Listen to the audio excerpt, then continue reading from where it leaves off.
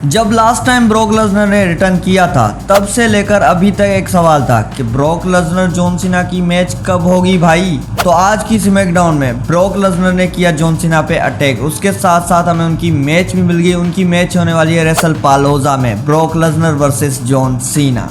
और आज की स्मैकडाउन में ये सिर्फ एक धमाका नहीं हुआ, दूसरा धमाका हुआ एजे ली के रिटर्न के साथ। ये सारी बातें करते हैं आज इसी वीडियो में, क्योंकि आज करने वाले हैं स्मैकडाउन का रिव्यू, तो वीडियो को एंड तक देखना। शो की शुरुआत होती है जॉन सीना से, जहां से शिकागो में ही उन्होंने शुरुआत की थी कर्ट एंगल से।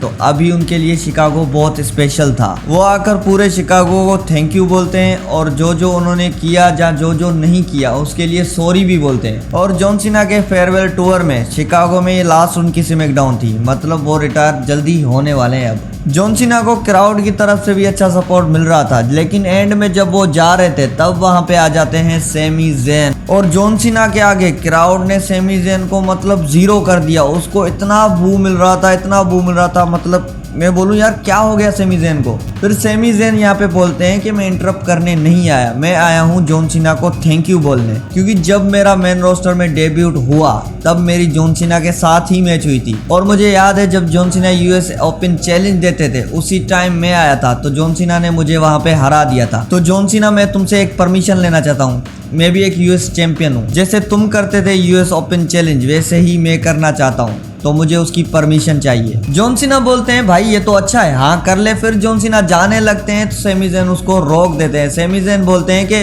भाई पूरा सुन के तो जा, मैंने स्टार्टिंग की थी तुमसे ओपन चैलेंज करके, लेकिन ये कर्जा मैं तुम्हें वापस देना चाहता हूँ। मैं ओपन चैलेंज तो करूंगा लेकिन शुरुआत करूंगा जॉन सीना से। फिर क्या जॉन सीना ये चैलेंज एक्सेप्ट कर देते हैं और इनका एक मैच होता है। और मैच में स्पेशल चीज क्या थी पता है? स्पेशल चीज ये थी कि जॉन सीना हर सुपरस्टार के मूव्स मारा था, जैसे क्लैश इन पेरिस में मारे थे। जॉन सीना ने पॉप अप पावर बॉम्ब भी मारा, एंगल स्लैम भी मारा, एंगल लॉक भी मारा और हालांकि एज का स्पेयर भी मारा। फिर एंड में क्राउड ने चेंट किया कि एक आरकेओ तो होना चाहिए। फिर जॉन सीना आरकेओ मारने जा रहा था लेकिन सैमी ज़ेन ने काउंटर कर दिया। और ये मैच देखकर लग रहा था कि सैमी ज़ेन ने बहुत बड़ी गलती कर दी है जॉन सीना के साथ मैच करके। जब जॉन सीना ने टॉप रोप से ए मारा तब लगा कि भाई सैमी ज़ेन गया और उसके हाथ से टाइटल गया, लेकिन नहीं भाई, एंड में आ जाते हैं ब्रॉक लेसनर। एक F5 सैमी ज़ेन को कराते हैं और 2 F5 जॉन सीना को। उसके साथ साथ ब्रॉक लेसनर ने ये भी क्लियर कर दिया कि John Cena versus Brock Lesnar की मैच होने वाली है रेसल पालोजा में। और इस मैच का तो हम सब बेसब्री से इंतजार कर रहे थे। कौन कौन इस मैच को देखना चाहेगा कमेंट में बताओ। फिर एक मैच होता है Damian Priest versus Alistair Black के बीच में, और ये मैच मैं चाहता था कि इनके बीच में एक तगड़ी मैच हो, लेकिन एलिस्टर ब्लैक ने सारा खराब कर दिया। स्टार्टिंग में ही एलिस्टर ब्लैक ने डेमियन प्रीस्ट पे हमला कर दिया था, जिसकी वजह से डेमियन प्रीस्ट ज्यादा लड़ नहीं पाए, लेकिन एंड में उन्होंने अच्छा मुकाबला दिया। फिर रेफरी को डिस्ट्रैक्ट करके एलिस्टर ब्लैक मैच किक लगा के इस मैच को जीत जाते हैं। इसका मतलब ये हुआ कि इस मैच को देखने के बाद ऐसा ही लग रहा है कि भाई अभी इनकी राइवलरी और चलने वाली है। और साथ साथ हमें ये भी पता चल गया कि नेक्स्ट वीक स्मैकडाउन में मैच होने वाली है Drew McIntyre versus Randy Orton की। और फाइनली ये इनका सिंगल मैच हो ही गया इतने टाइम बाद। अब हम सबको पता है कि स्मैकडाउन में सीएम पंक तो थे, लेकिन उसके साथ साथ वहां पे बेकी लिंच भी आ जाती हैं। फिर निक एल्डिस बेकी लिंच को बोलते हैं कि यहाँ पे ऑलरेडी बहुत भसड़ हो चुकी है, तो ध्यान रखना कोई भसड़ नहीं होनी चाहिए। लेकिन यहाँ पे निक एल्डिस गलत थे, क्योंकि बेकी लिंच और सीएम पंक और सेथ रॉलिंस जहाँ पे हो वहां पे भसड़ नहीं हो, ऐसा हो सकता है। फिर मैच होता है वुमेन्स यूनाइटेड स्टेट चैंपियनशिप के लिए जूलिया वर्सेस मीचेन। स्टार्टिंग में ये लग रहा था कि जूलिया के पास जब टाइटल आएगा जूलिया अच्छा डिफेंस करेंगी, मतलब अच्छी मैचेस देंगी, लेकिन ऐसा कुछ नहीं हो रहा। और इस मैच में कियाना जेम्स भी हमें बहुत डिस्ट्रैक्ट करते हुए दिखी। इसी डिस्ट्रैक्शन के चक्कर में जूलिया ये मैच जीत जाती है और रिटेन कर लेती है अपना टाइटल। जूलिया तो जीत गई ये मैच, लेकिन ये मीचेन के साथ क्या हो रहा है? मतलब मीचेन के साथ क्या हालत करके रखी है? उसको टाइटल मैचेस तो दे रहे हैं लेकिन टाइटल नहीं देना भाई।